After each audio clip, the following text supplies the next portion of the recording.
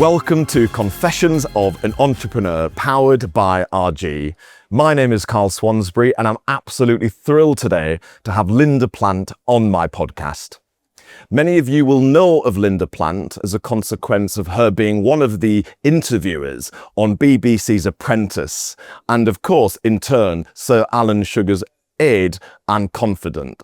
But absolutely, Linda, in her own right, is an entrepreneur. She has started up, scaled up, invested in, sold, and IPO'd many businesses over many decades. So I'm really excited today to find out more about what not only Linda has achieved, perhaps some of the things she wished she knew when she started out in business that she knows now. What makes for a great business plan? And of course, I'm really looking forward to finding out more about what she feels she brings not only to The Apprentice, but what she feels actually she looks for when she interviews the final 5 candidates on The Apprentice. I thank you, our viewers, for joining us today, what I know is going to be an exceptional podcast. Linda Plant, can I first of all just start by thanking you for agreeing to feature on my Confessions of an Entrepreneur podcast? Well, it's a pleasure as long as those confessions are a bit restricted. I would like to confess all. Well, we'll see. We'll see. Business-like, that can. I'm delighted to have you today, and delighted personally to meet you, Linda. Thank you. So obviously, many of our viewers may recognize you, both visually and, of course, verbally, as Sir Alan Sugar's aide, and one of the interviewers who interview the final 5 on The Apprentice. Yes. But for those viewers who perhaps don't know much about Linda Plant outside of The Apprentice, what is the one thing you would like them to be able to recognize you for in terms of your own business successes? I think if it's in terms of my own business successes, I'm authentic. I'm the real deal. I think that when you know me, I've got a strong personality, and I've been a strong woman before when we were at the forefront of business. I mean, Lord Sugar already says I'm his trusted advisor, so we know that. Yeah. And of course, you earned that title and status for a variety of reasons, which we'll come on to, Linda, during the course of our podcast today.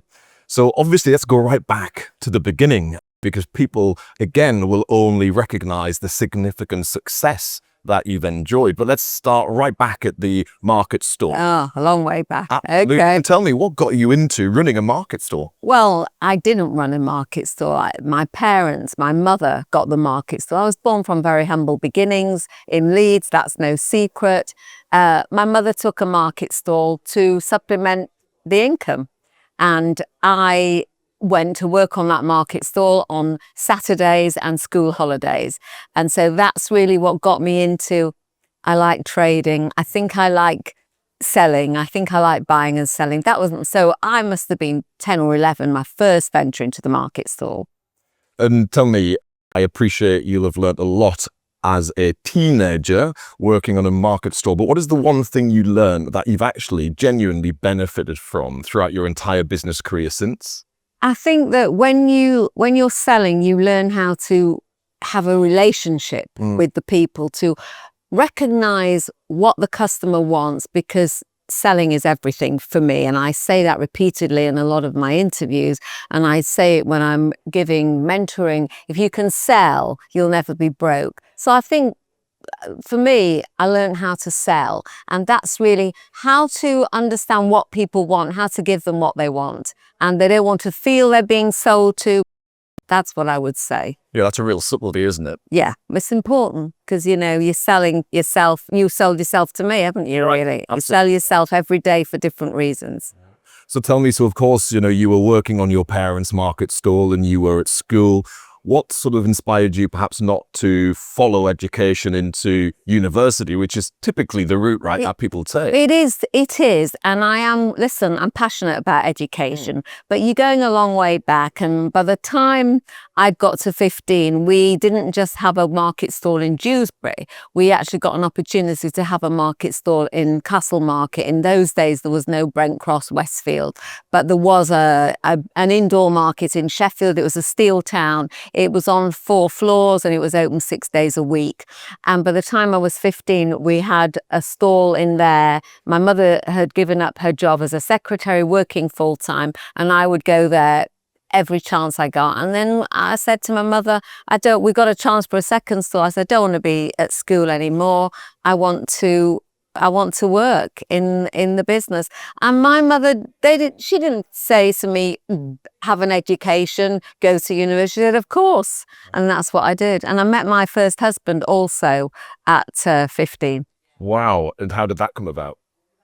How did I meet him? Indeed. I mean, did you sell something to him? No, I didn't. Over the market? I sold myself to him, didn't I? Obviously, I didn't. No. Well, I met him in a nightclub in Leeds called the In Time. He came over and asked me to dance.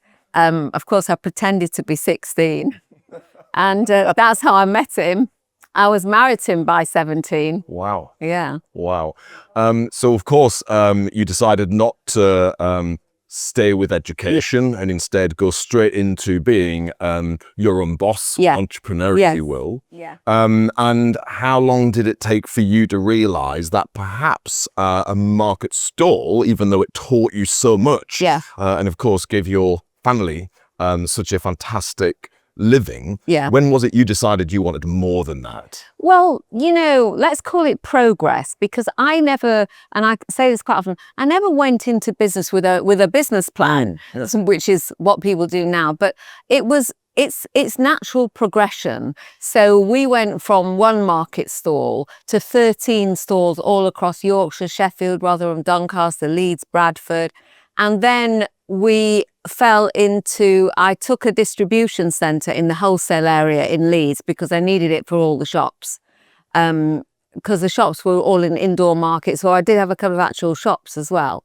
And that distribution centre was in the fashion centre. So people would come in and say, do you sell these clothes? And I've got a saying, and I say it to everybody, no is the end of the sentence. I never say no unless I absolutely have to, because no is the end of the sentence. So of course I said yes, because I knew I was buying so many garments, but I knew I could buy more. So I opened up. So I had 13 shops, then I had a wholesale business. And so now I've got a busy stores, busy wholesale business, and that's when I took my first flight to Hong Kong. Again, without a plan of building a brand. It wasn't, I'm going to go to Hong Kong, I'm going to build a brand. It was, I'm buying 2,500 style. I am not a trained designer, but I call myself, I'm creative. I'm a creative merchandiser, and I don't want to blow my own trumpet, but I've got a good talent for knowing what's commercial, what's going to sell. And I always, on The Apprentice, say, you've got to have a USP. So I was very passionate about knitwear, and I could never find the knitwear that I wanted from the wholesalers or from the people I was buying from in England. So I got an opportunity to go to Hong Kong to meet an exporter. And in those days, you needed quota and licenses to ship to England. This guy who I met, I was introduced to him by another Chinese guy. He had the quota. He was the agent for Freeman's Mail Order. That's the mail order company. They'd got their own office, and I went at a very opportunistic time. Went out there and I went around all these factories, and I saw stuff being made for everywhere, Germany, France, Italy, America, whatever. And I put a range together, which I knew I could sell. And I said, look, I could buy 2,500 of a style. So it was quite a decent order. And when I put the range together, I thought, I think it needs a label. That's how I fell into it. I didn't build a brand. I thought, I think it needs a label. And what is it? It's feminine. So I'm going to call it Honeysuckle because it's a feminine. And I got all the logos, everything done quickly. And I brought back my range, and with the label, and the brand of Honeysuckle was born. It just came back into my showroom in Leeds, and I had a busy wholesale. My wholesale was very busy. I was serving little shops from all over, market stalls. And then as soon as they saw the merchandise, we want that. Every piece was sold out before it came in. And that was the birth of my brand, Honeysuckle. Wow. You said so much there, Linda. Let me try and just pack it slightly. Okay. So you make it sound like everything you did in those early days was quite instinctive. Yeah. And you were just Deliberate. acting based on what you thought the customer wanted. Yeah. Is that exactly how you did go about growing That's the business? exactly how I went about growing. So you had no one who was giving you formal Look, direction, no. coaching, advice? There was no, in those days, you've got to remember, it's a long time ago. Women were not even at the forefront of the business. And that is another story about me as a woman going into the Far East. Right. So people ask me, did you have a mentor? No, my mother was a fantastic role model. Insofar as my mother was a high energy, she's still alive, 99 today. Wow. My mother was a high energy woman. But you see, I'm a brave, my mother wasn't brave, but I'm brave. And of course, it's easy to be brave when you've got nothing. But anyway, I'm brave. I've been brave all my life. So yeah, I didn't have a mentor. I followed my gut instinct. And of course, when you're on the path to success, then you follow that path, don't you? So I could see that my USP of pretty knitwear, well priced, was good. So that was the road I followed. That was going to be my USP. And I'm always, in all my businesses, I've always tried to have a unique selling point, something that is one single focus that sets you apart, or that allows you, this is where my focus is going. It's not going everywhere, it's going here. And presumably that's why you decided to create Honeysuckle, because that would be your USP, right? Yes, it was. And the name was feminine, like the merchandise. Yes. And I spotted a gap in the market because there wasn't anyone doing the kind of merchandise I wanted to do at mass market prices. So I wanted to bring that to the masses. You made a really good point earlier, Linda, about the fact that actually you can be brave, you can take significant risks when actually you feel as if you have nothing to lose. But of course, at that point in your career, you had built a sizable business, and therefore there was a lot at stake. So how did you still find yourself being very courageous, even though there was a lot at stake at that time? Well, I wouldn't say there was so much at stake, because I didn't think I would lose the existing business I had, but I wanted to go ahead and forge ahead. And it wasn't, when I brought the range back and every piece sold out, and then I went to Korea for the next season, the winter season, and did all this knitwear, and then took a stand in the fashion fair. So it wasn't just let me see if this is going to be anything. I knew I was on the right track. Yes. So but the point is, I was bold, and I didn't just want to stay with my warehouse in Leeds. I thought, right, now I need to take a stand in the London Fashion Fair. Now I need to open a showroom in London. And in those days, there was lots of small traders, market stalls, small shops. You don't have as much of that today. It's much bigger people. So I opened, my warehouse in Leeds was cash and carry, and I opened one in Manchester, the same, and one in London.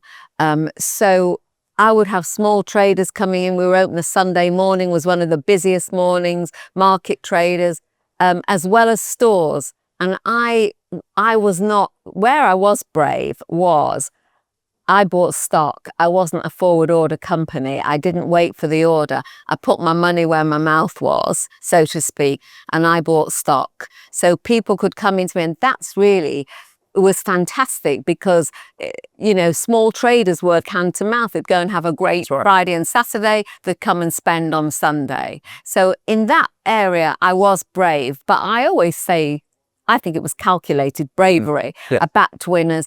I got a great gut feel for what sells. And I think if I was in the knitwear business today, I'm not blowing my own trumpet, because I'm not good at lots of things, but I think I can spot winners. Yes. So as you got to a position where you were starting to import, you were becoming an international business, clearly more complex operationally. Were there any things that on reflection now you would approach differently? And I guess that's me trying to see if there's anything that you almost saw as a hurdle that perhaps did set you back a little, but nonetheless you overcome it.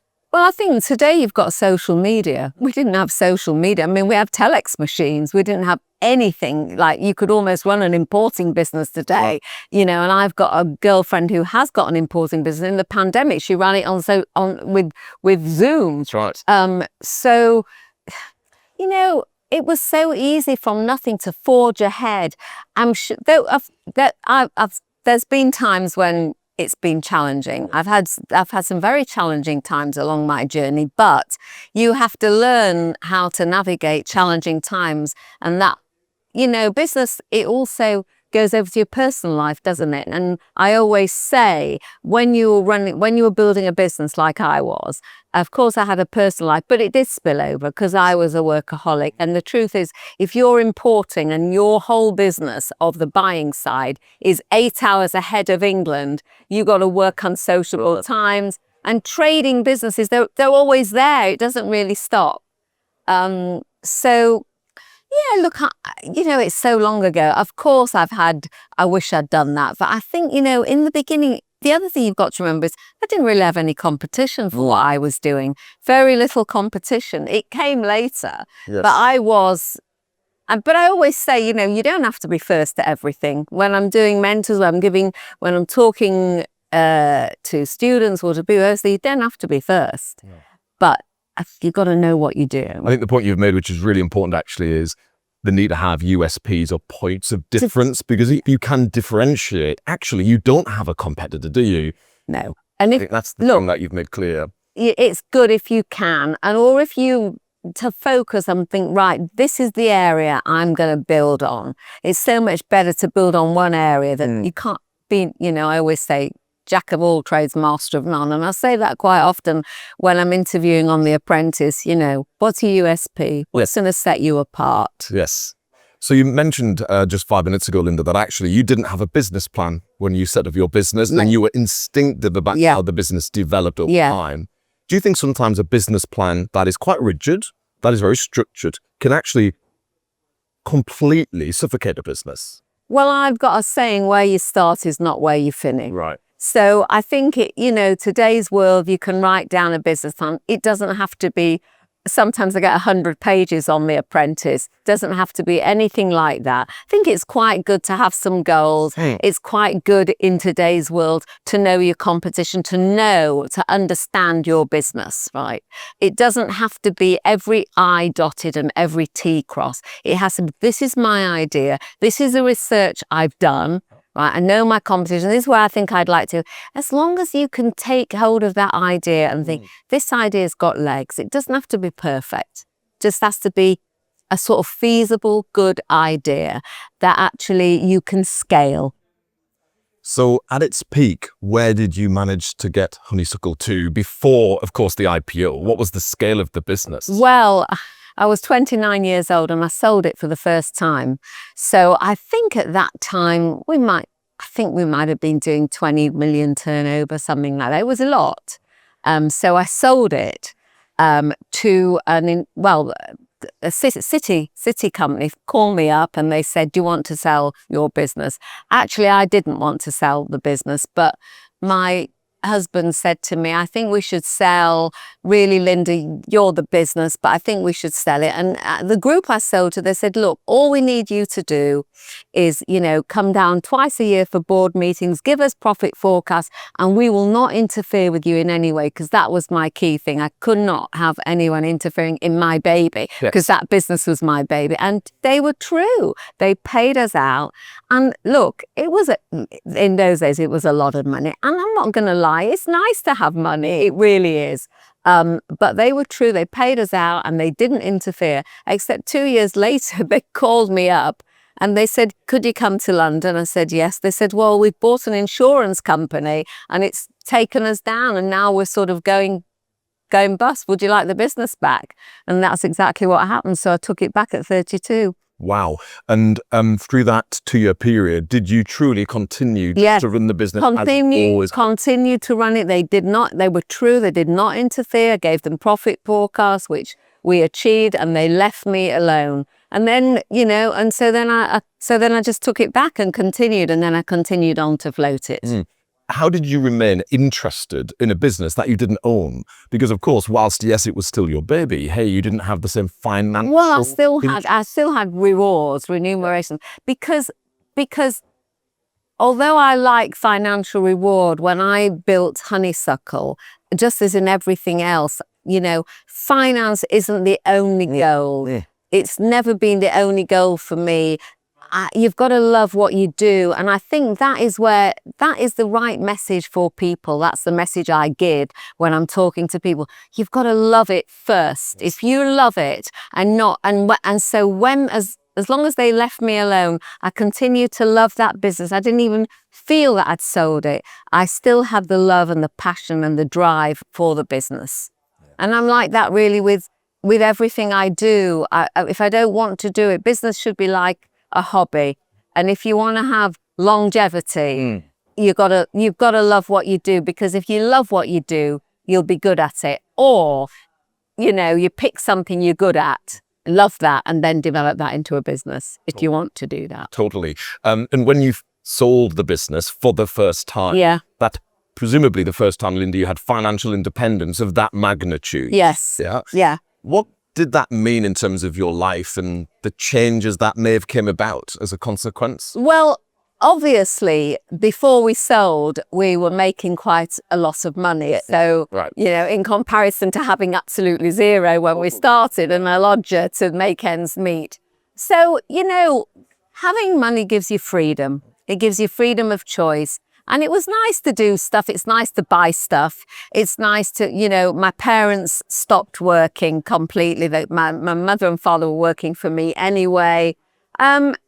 It gave me the freedom to do a few more things than I did and maybe get a bigger house, that kind of thing. But it didn't change life so dramatically for me, because I liked my life. You see, working was a massive part of my life, and I certainly didn't want to give that up, and I haven't given it up 50 years later. So, so it gives you freedom. It gives you freedom of choice. That's what having money did for me. Yes. And that's nice. Yeah, it is. And I think the thing that I find, Linda, is, of course, I'm advising on a daily basis shareholders on the sale of businesses, yeah, and you are. likewise acquisitions of businesses. And actually, whilst economically, yes, de-risking helps you perhaps make different decisions, it does give you the ability to be more risk hungry in your other ventures. The reality is, most people say it's an anticlimax financially, because of course no one is driven only by economic. Yeah, well, very few are.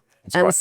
so you need listen, it's wonderful to have passion and drive. It must be terrible to be in a business and really not enjoy it. And, and I'm not a person with loads of hobbies. So business is like a hobby. Would you say business is your biggest hobby? Probably. Yeah. Well, I can sadly empathize with that, because I'm identical when it comes to mine. As I've got older and as roles have changed, it's changed. But still love working. I'll be working forever. Sure, totally respect that. Yeah. So, of course, you bought your business back, which was not the intention, but... no, I didn't buy it back. I got it back. Well, there you are. Didn't pay. There you are. I had my cake and then I ate it. I was eating it. Even better. Yeah. So how long was it from that moment in time until you got to a position where you decided again to perhaps take value off the table? Well, and I can't remember exactly how many years. I remember Anita Roddick danced across the stock exchange floor, and here's a woman, and then then I was the next candidate. Well, she's floated successfully, so I got approached, and I didn't know if I really wanted to float, but my husband at the time said, I think we should float, it would be good. And of course, the people in London, it was great. Another woman, it's novel, it'll be good. And it was. And so quite a few years went by, because in the middle, I founded an electronics business. And then I floated, and then I carried on until until a big change came in my life. But I ran my fashion business in a total of almost 30 years. Wow. Incredible. And of course, having an office in Hong Kong, I was spending not 6 months on the trot, but 6 months out of every 12 months, I was traveling. What was the one thing you felt when you rang the bell, when you did list Honeysuckle? Yeah, it was exciting. I mean, it was exciting watching the share price, And obviously the stockbrokers, the city guys in London, they didn't know what to make of me, because they said, but what, you haven't been to university. What would you say is your, what's your grammar? I said, well, look, I stood on a market stall, and if you're in my type of business, because I'm a trader, whether it's been knitwear, whether it's been electronics, whether it's multi-million pound houses, I'm buying and selling. It's a variation of a theme. And so the early days of sort of knowing what the customer wants, understanding, giving them what they want, and being a little bit ahead of knowing what they want, and then just knowing how to go that bit further of what they might want, but always on the track of what they want. I'm never one to believe in going off-piste. I like to stay commercial, stay with what they want. Yeah. I think being curious in every walk of life, but in business is essential. Isn't it? Absolutely. You have to want to know for the right reasons. Absolutely, yeah. So, when did it dawn on you that running a listed business perhaps wasn't what you wanted to do? Well, it wasn't so much as running a listed business, but I'd got to 29 years, and there's only so long you can fly around the world. And what happened really with a personal situation was that my marriage ended.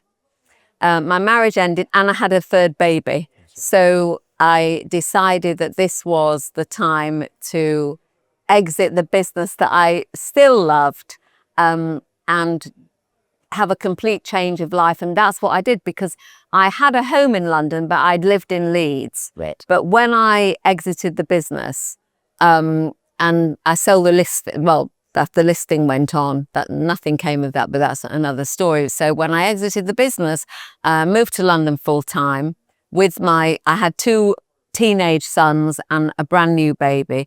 And I thought it's time for a life change. And that was a big life change. Wow. And a lot of entrepreneurs, Linda, who are starting up or scaling up their business will be giving it 24/7, 7 days a week, like you would have, I'm sure, in the early days of Honeysuckle. How do you wish on reflection you found a more sustainable life balance? Because it's the one thing that most people I speak to struggle with, right? When they are obsessed with the business. Yeah. And the thing about it is that there's no doubt about it, in certain my experience of my business goes over into life. And a lot of the talks I give now, I say, the important thing in business, relationships, things like that, it's also in life. So for me, it blended, but I always made sure that I was around for the school holidays, so I could always have quality time. And I say now to a lot of mothers, because in my day mothers didn't work, I worked, but they were all at home.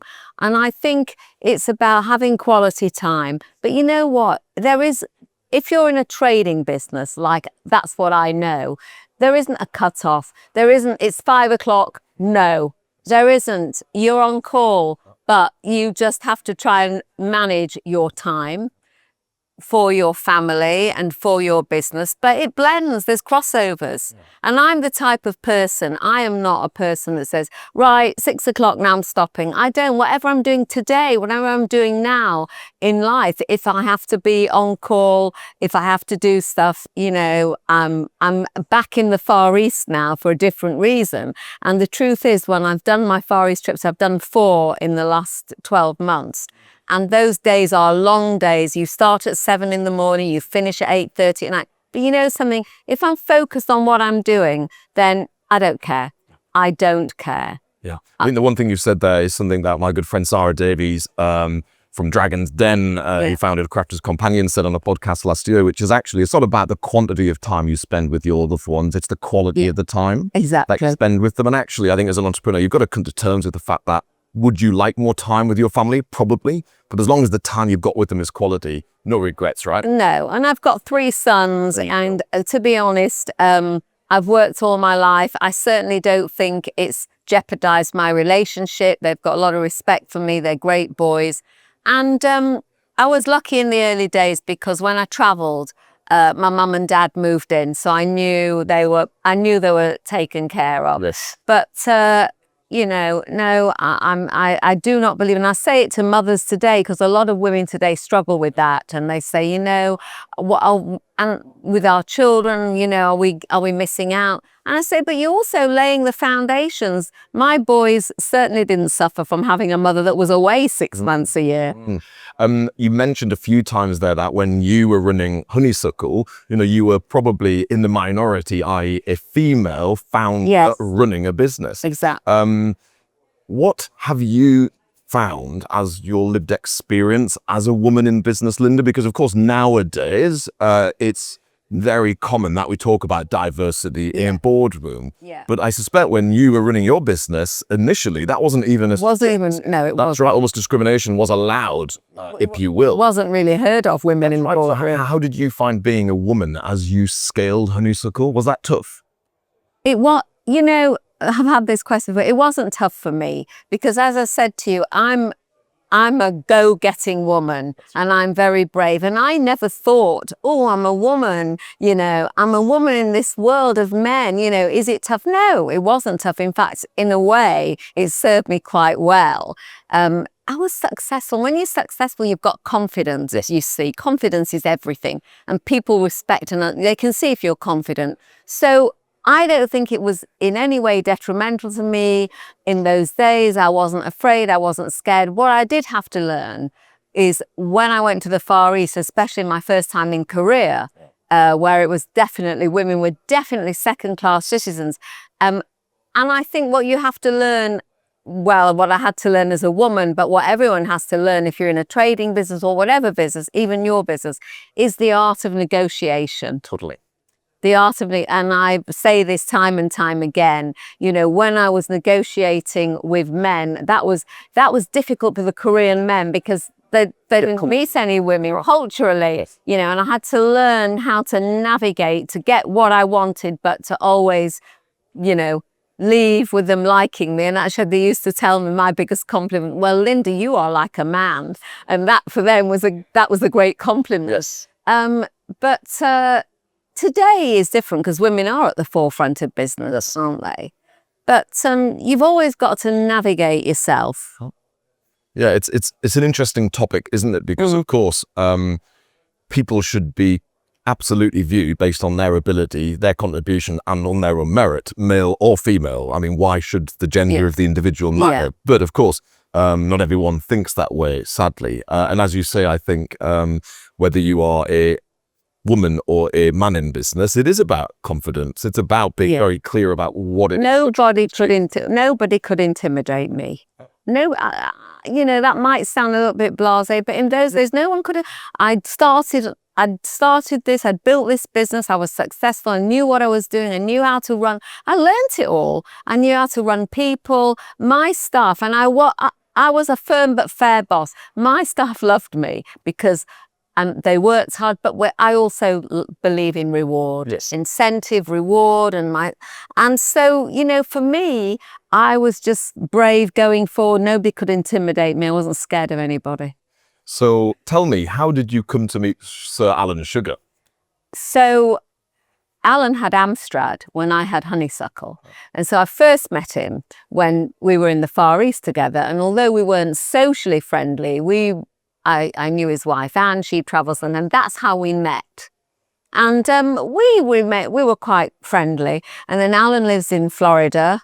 I have a home in Florida, and Alan got quite friendly with my son. And then 11 years ago, I got a phone call from him, which said, I need a new interviewer for the Final Five. I need someone who's going to expose weaknesses, dig deep, give me good television. Can you do it? And, and that's where yes comes in and not right. no. Don't like to say no, do you? No. So the answer could only be yes. And I didn't know, did I know if I could do it? I had no bloody idea if I could do it, but I knew if I said no, I was never going to have a go. So I said, yeah, I'm sure I can. And he set me up with a mock. And why do you think he picked you? Well, I replaced a guy called Paul Kemsley. I think because I think I had a voice and he knew I had a voice and he wanted someone who was going to have a voice. Alan, also, there's a thing to remember. If you look at most of Alan's aides, they're not young. So he probably he knew my history, knew my background. And so he calls us his trusted aides because he knows that not only we're looking at the business plans, but we're also looking at, will they get on with him and his team? And I think part of that, he wanted a woman and he wanted someone who I think would look out for what he wanted. And also someone who, could give them a bit of hell if they needed it.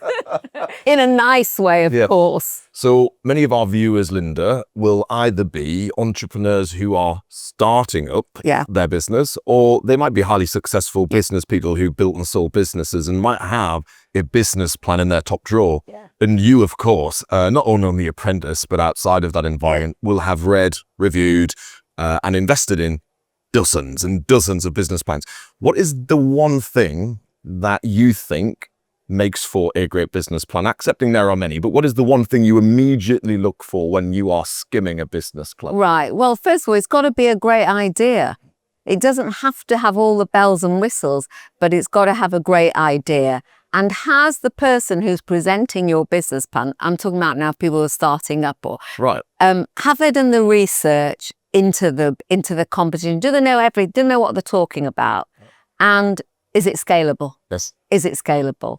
And that's what we look for. And obviously on The Apprentice, we look for other things as well. But is it a great idea? Can it convert into a business? Is it scalable? And is the person who's presenting me the business plan, are they authentic? Are they the right person? Can you see them building a business?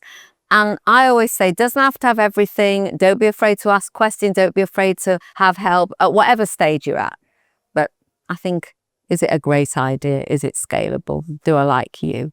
Interesting. And I guess there's many things you, Linda, and Sir Alan Sugar have in common. Hence why, of course, you are his trusted aide. But the one thing that you've said multiple times is you are instinctive. You follow your own nose, and Sir Alan Sugar definitely is also someone who does that. Let me ask you, do you think nowadays entrepreneurs perhaps seek too much approval, too much guidance, seek too much advice, i.e. aren't instinctive enough? Well, we're living in a different world today because we're living in a world of social media. It's very, very different to the years when Alan and I started. But at the end of the day, you can ask a million questions, you can research and research, but you also have to have that gut instinct. I mean, I don't know how much research, too many questions. It's good to do research, I always say that, but I think it's your gut. Follow your gut, and you're usually right. But it gets easier when you become successful and you've less to lose. But I always follow my gut, and learn as you go along, because you do learn. It's always a learning curve. There's always new challenges, and as I say to everybody, problems need solutions. You can't fall at the first hurdle. You can't fall at any hurdle. You might fall, but you've got to pick yourself up. And that could be, I've had challenges throughout my businesses, various challenges and big challenges.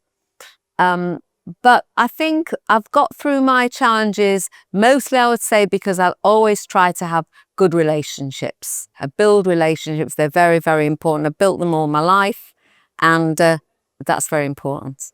And in an entrepreneur, and I guess this is definitely something that I can see when you are interviewing the final five on The Apprentice. But outside of that setting too, Linda, what is it you're looking for in terms of characteristics in the individual? So put the business idea to one side. What do you look for in the person? Well, are they authentic?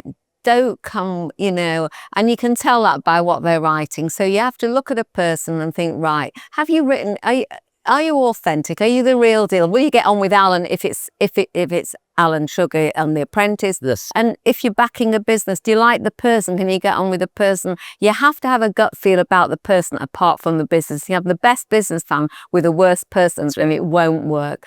I think you've got to get on with the person, and you've got to feel, can you be aligned with this person? Are you not everything on the same page, but a lot of on the same page?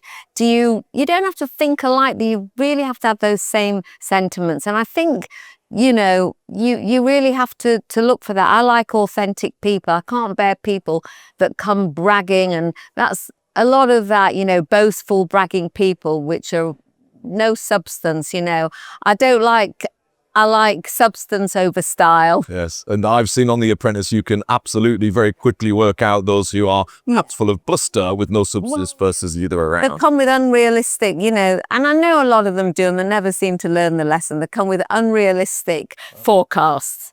And you don't need to do that. You really don't need to tell me how many millions you're going to make in year one, or, you're starting with one shop, but I'm likening myself to a global empire. You don't need to do that. Is your idea good? Are you good? And it can start small. Yes. And is it scalable? Because that's quite important. Yes, totally. Obviously, up until the point in time you decided to say yes to Sir Alan Sugar, yeah. And appear on The Apprentice as his business aide, his trusted advisor, interviewing the final five. I suspect you had gone about your business in quite a discreet way, as we all do, I suspect. Yeah. So that was the first time you became elevated publicly. How have you found that?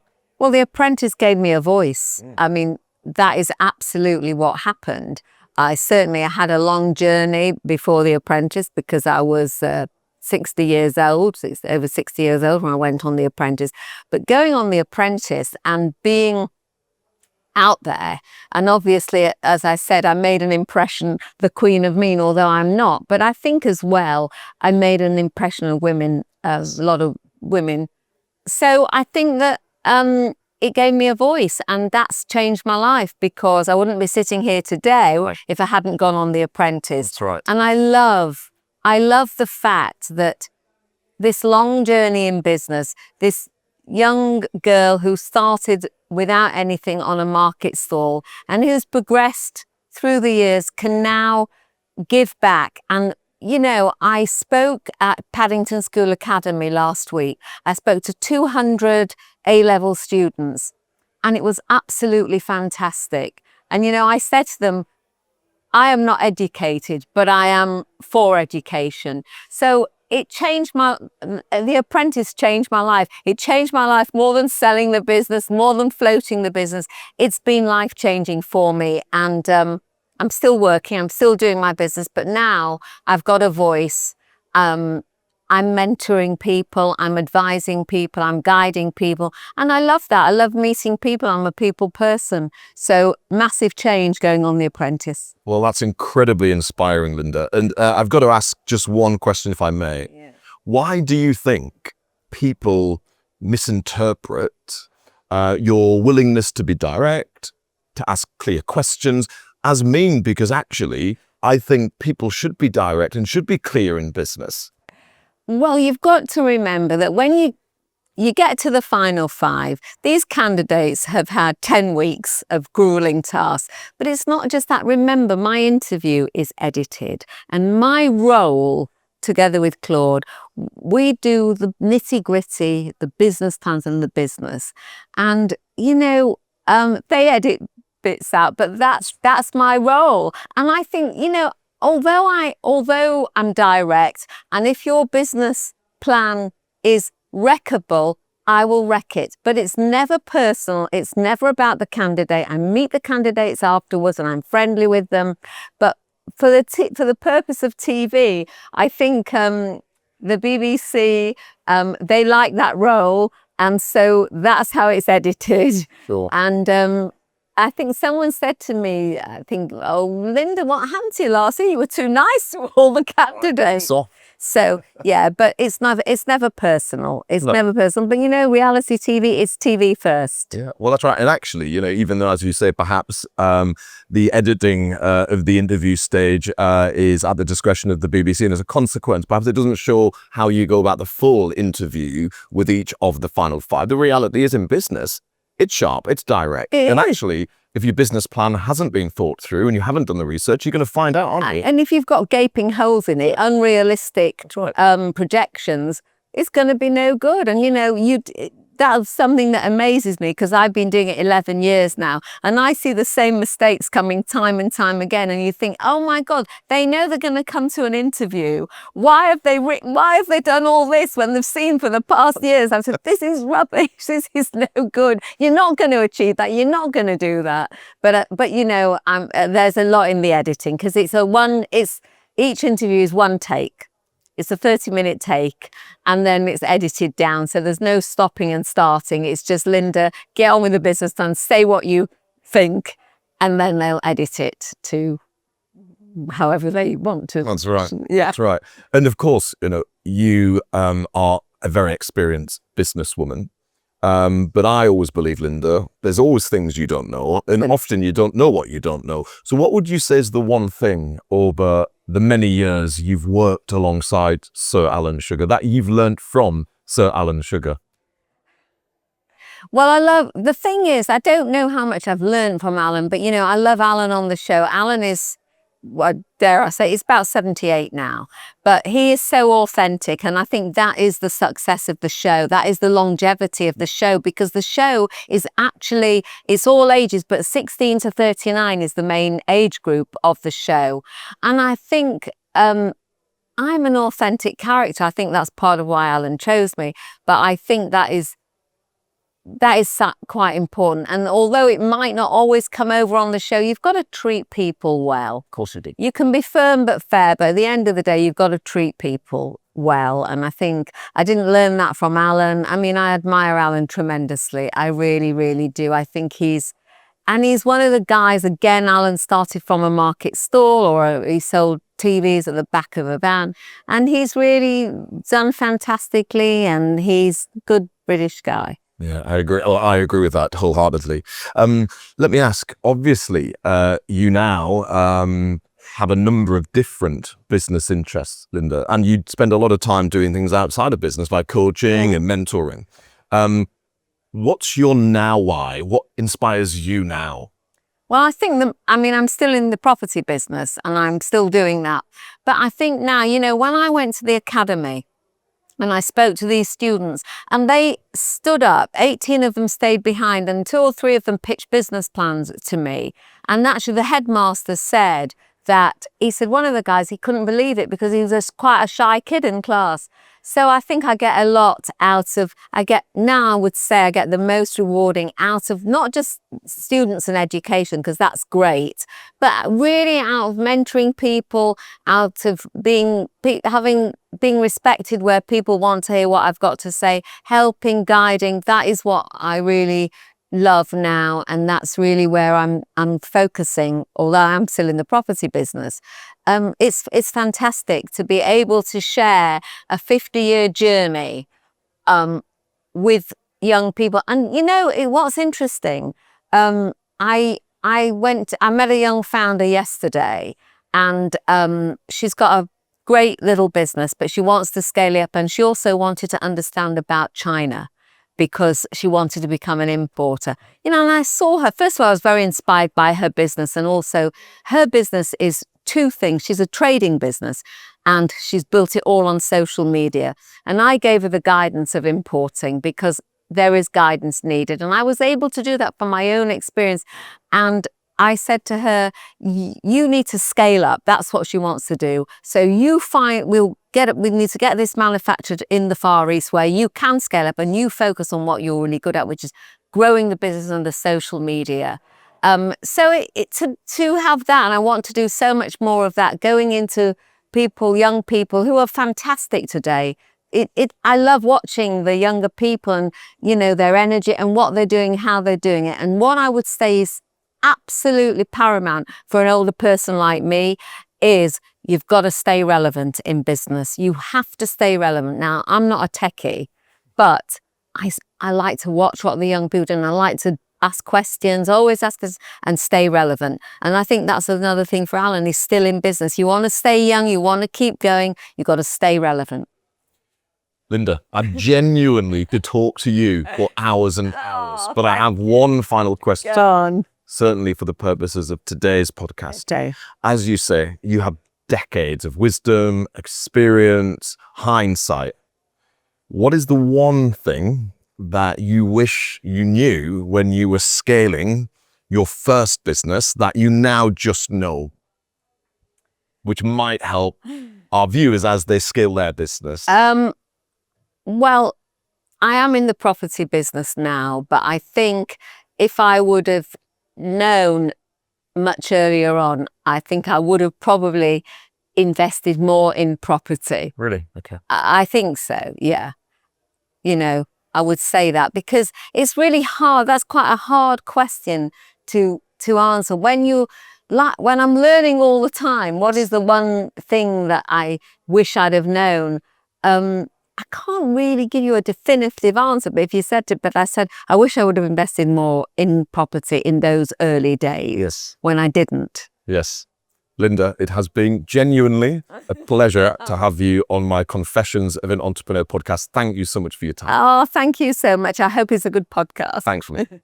It has been a genuine pleasure having Linda Plant on my Confessions of an Entrepreneur podcast today. From very humble beginnings, running a market stall, it was fascinating to hear about how Linda went about developing skills that has set her up for significant success. She talked on the podcast today about the importance of selling in business and, of course, having a product that you believe in to be able to, in fact, sell confidently. From that very, very small market stall, Linda, of course, went on to scale a significant international business, importing and selling internationally. That business she sold and, of course, bought back and then IPO'd. All of which requires significant focus, resilience, hard work, and perhaps a little luck along the way. Certainly, the thing I'll take away from today's podcast is the importance of confidence, the importance of clarity, and absolutely the need in business to back yourself 100%. Linda's instinctive knowledge and ability, her willingness to back herself at all odds, without doubt, is one of the reasons why, as a woman in business, she has been able to be very successful over a significant career to this point. Of course, as Sir Alan Sugar's business aide, and as one of the interviewers on The Apprentice, she is someone definitely who has had the ability over many decades to be able to sniff out a good business plan, to appreciate the difference between good and great, and to perhaps work out in an individual what traits and characteristics they need to be successful. And of course, on the podcast today, Linda talked about honesty, integrity, the willingness to be honest, not to oversell yourself or a set of circumstances, and in turn, actually having a good, well-researched business idea. The final thing that I will certainly take away from today's podcast is the need to make sure that in everything you do, you just allow yourself to be the true self. Never try and be something that you're not, because if you are, I suspect people will find out and will question one's integrity, which of course is a trait that Linda and many others clearly places huge emphasis on. You have been watching Confessions of an Entrepreneur, powered by RG. If you would like to download this podcast or any other Confessions of an Entrepreneur podcasts from this series, then do so please from wherever you download your podcasts from. But for now, it's been great having you, our viewers or listeners with us, and I look forward to seeing you on future Confessions of an Entrepreneur podcasts.